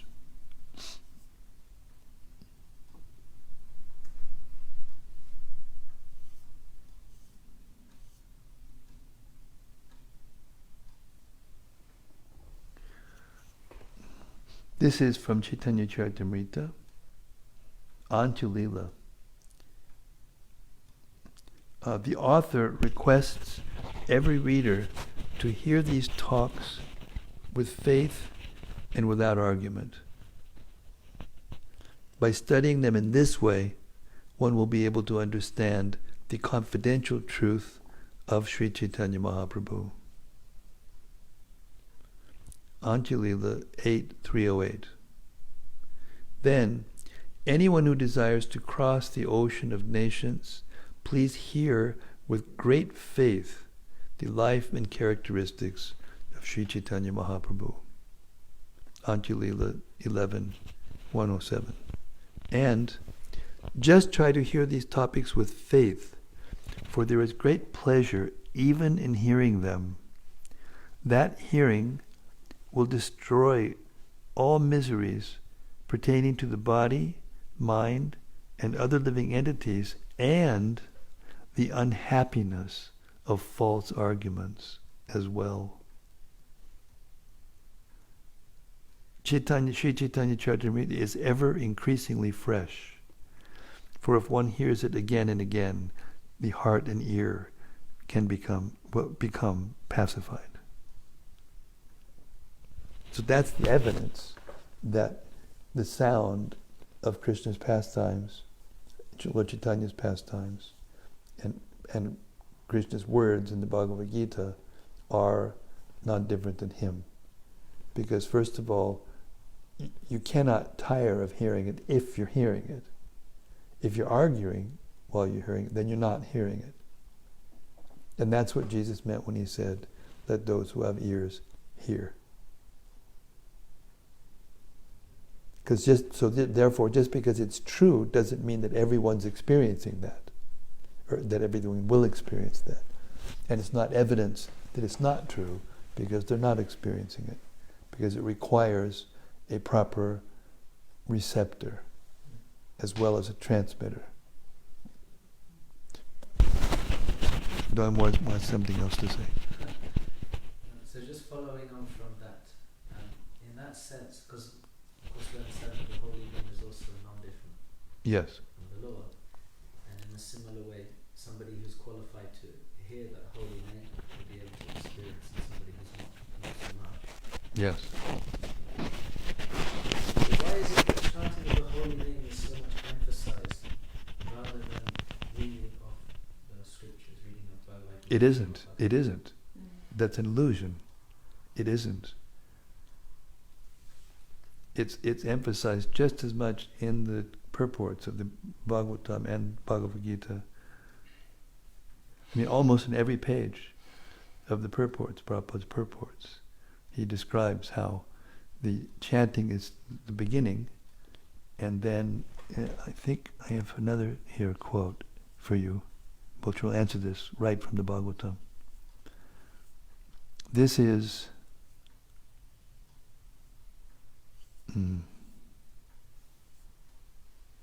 yes. In your purport to the verses in which Prahlad Maharaj describes the 9 processes of devotional service, you analyze each one individually.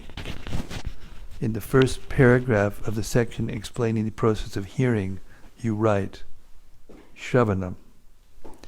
Hearing of the holy name of the Lord, Shravanam, is the beginning of devotional service.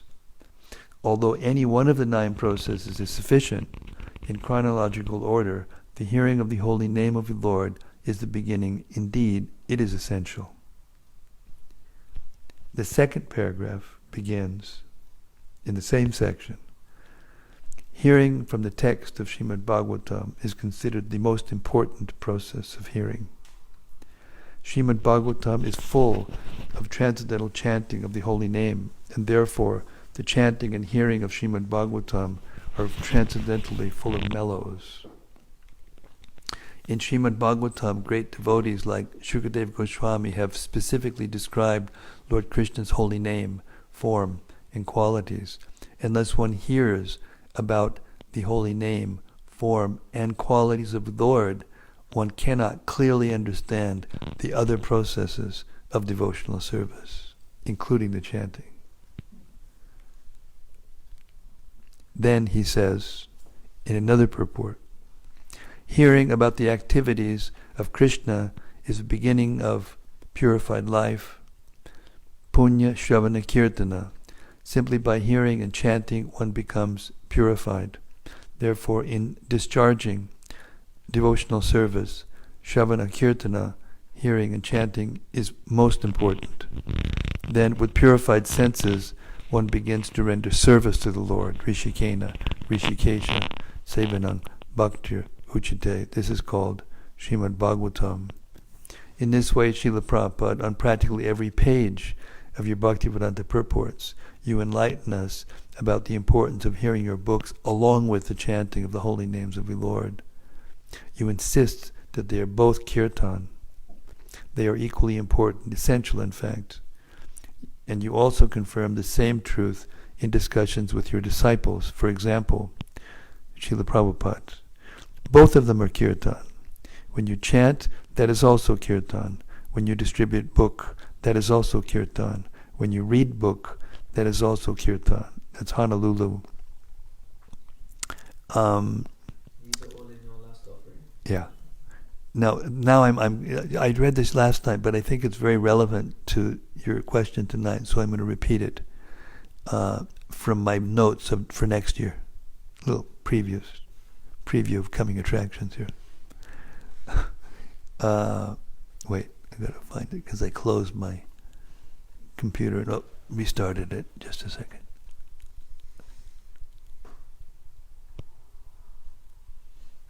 Yes, here it is. When we speak of hearing and chanting,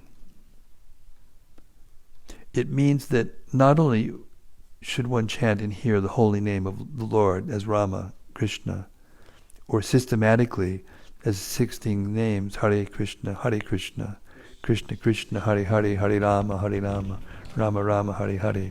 But one should also read and hear the Bhagavad Gita and Srimad Bhagavatam in the association of devotees. This primary practice of Bhakti Yoga will cause the seed already sowed in the heart to sprout And by a regular watering process, as mentioned above, the Bhakti Yoga creeper will begin to grow. And then it continues on, how it goes to Goloka Vrindavan and everything. You get the fruit of love of God. That's in the second canto of the Bhagavatam. So, therefore, I think it's safe to say, if you read the Bhagavatam and keep reading it all the way through, and read it enough that you get a kind of continuity, and not just, here and there and every once in a while and like that, and you actually absorbed, then you can see clearly that both are equally emphasized. Neither should be de-emphasized. You shouldn't think only by the holy name, because the holy name will lead you to want to know more about Krishna, and then that will take you to the Bhagavad Gita and the Bhagavatam, and simultaneously. Another interesting point, I think that also may be a little misconception in some devotees' mind, is the transcendental position of Nam Sankirtan, chanting together congregationally on the streets, especially or even in the temple, as opposed to japa. The japa is not emphasized as much by persons who think like that. But the fact is that the only vow that Prabhupada asked us to take in relationship to hearing and chanting was japa.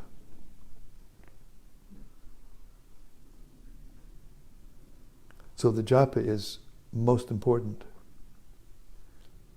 And if you chant the japa out loud, according to Haridas Thakur, then you are performing kirtan.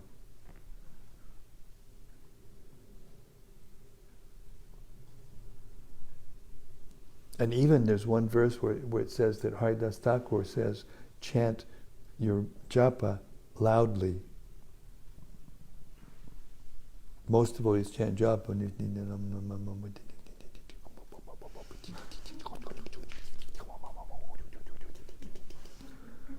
Yeah.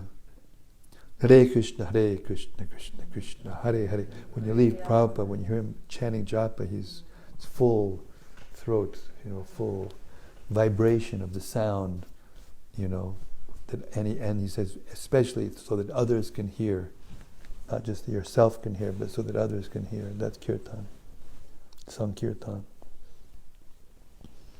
I can hear Maharaj chanting outside. Really? Yeah, it vibrates through the walls. Ah. I'm not joking. It's like this vibration. And those walls are thick. That's funny. I used to go and visit Tamal Krishna Maharaj when he was in Cambridge getting his PhD, and he would put me in the farthest part of the building. He lived in a big building, a big house, one of those Art Deco type houses, Cambridge. And he would put me as far as he could, because he was so sensitive. And he used to get on my case, because he said, "You're chanting so loudly." I said, "I'm just chanting." And then, no, but at the end, when I say at the end, I don't mean at the very end, but towards the end, I was in a room when he told another devotee that Kesava Bharati is my japa guru.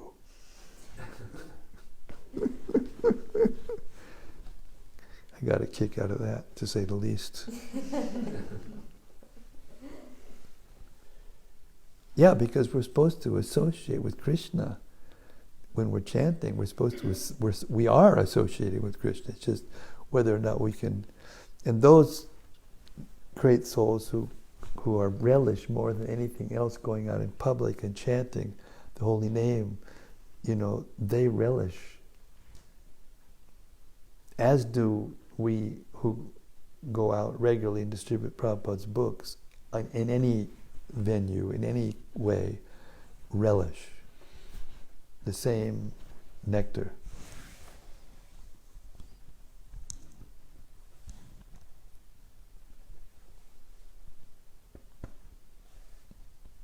So this is Sankirtan, especially when we hear the Bhagavatam in the association of like-minded devotees. It is nectar. And it's particularly important because, even if it's done just for musical entertainment, even if it's done just for fun, or even if it's done in another way, the holy name is so powerful that it elevates us, it purifies our heart, it gives us a taste of something different, something transcendent. But we still have to learn how to chant, to get Krishna Prem, to get love of God. And that we learn from the Srimad-Bhagavatam and the Bhagavad Gita.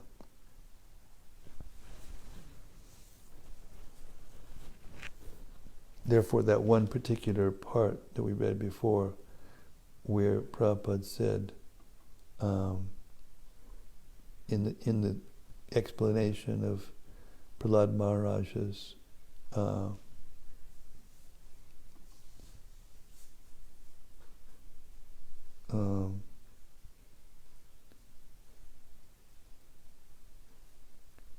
yes, unless one hears about the holy name, form, and qualities of the Lord, one cannot clearly understand the other processes of devotional service.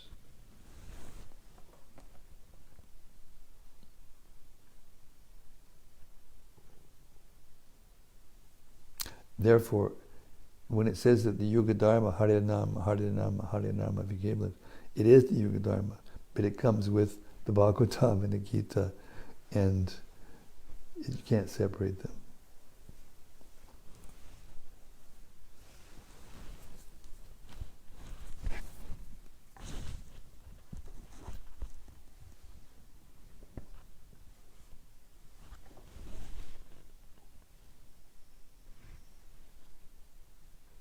What do you think?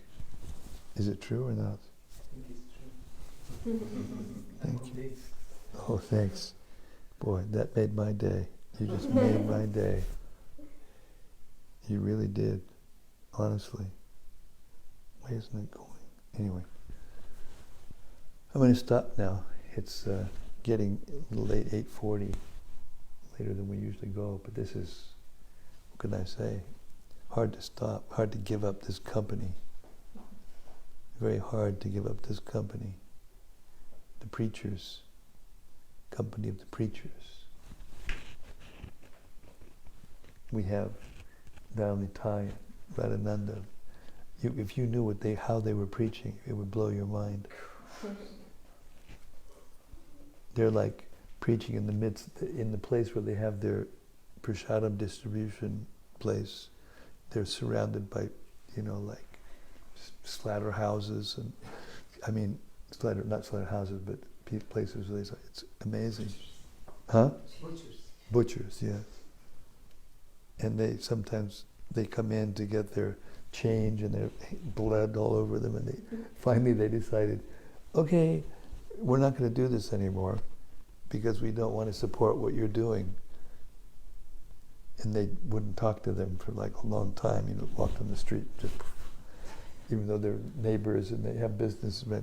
But eventually now they're starting to at least, talk to them again, and they're something they're getting from eating her sandwiches. Prasad, always offered to Krishna.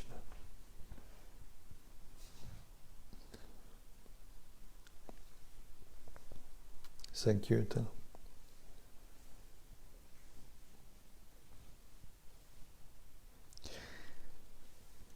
Thank you very much, everyone. It's so satisfying to sit and hear the Bhagavatam in the association of pure devotees. This is it. There's nothing better than this. Thank you everyone out in cyberspace for coming and enjoying with us.